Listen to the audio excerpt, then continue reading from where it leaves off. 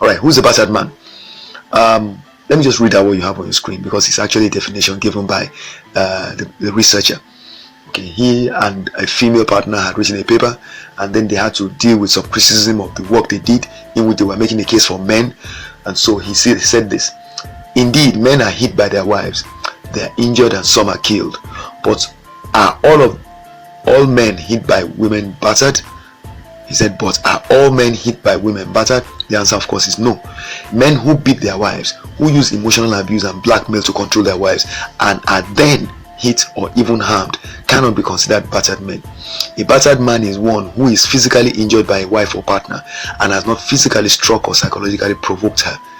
Okay, Richard J. Gillis in Domestic Violence, not an even playing field. There's a URL there, you can always check it out. Now, I have also reversed the definition to fit for women as well.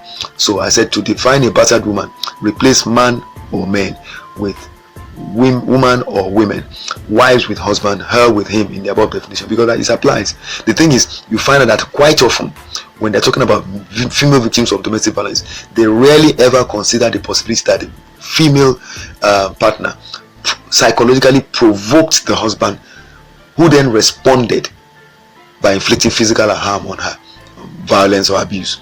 So you tend to find that the man just gets harassed and judged and punished for physically attacking. But when the woman physically attacks, then we're trying to make the case that, from this definition, that, oh, he psychologically provoked her. But women are more gifted in doing that than men. They are gifted in the use of the tongue and emotional manipulation. So let's be real, this definition should apply to both men and women equally.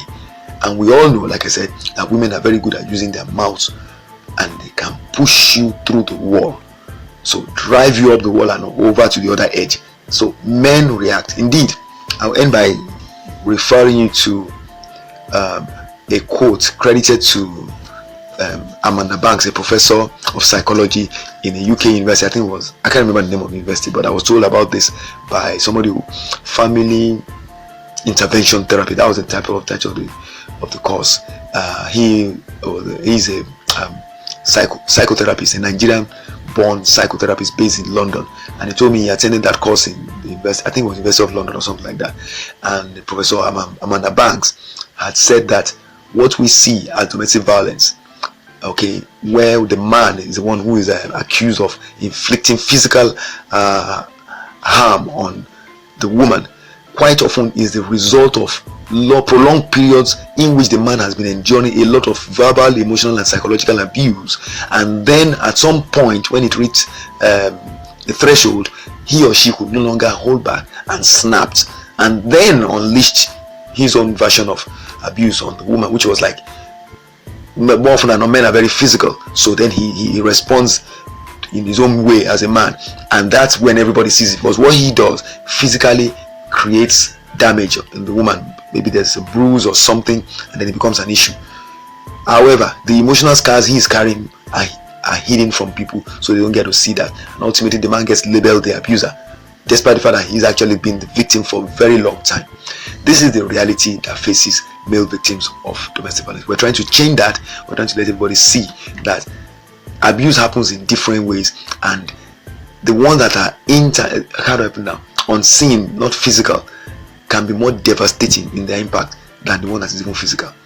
So the reason why I made a point of putting out this video, and I was actually going to make this actually a clip in another video I'm about to post in less than 24 hours, but something told me it would be better if I did it as a separate video, because there's been a lot of debate, and I feel that not everybody is willing to Robert Kiyosaki was the one who defined, or maybe his mentor Arbok, Mr. Fuller, defined intelligence as the ability to make finer distinctions, and sometimes people lack the ability to engage in critical thinking, so they do not understand that there are fine differences that are significant sometimes that they need to recognize. So when people are saying that a woman is battered and all that, they are following the stereotypes and the conventions established in society from historical perspective.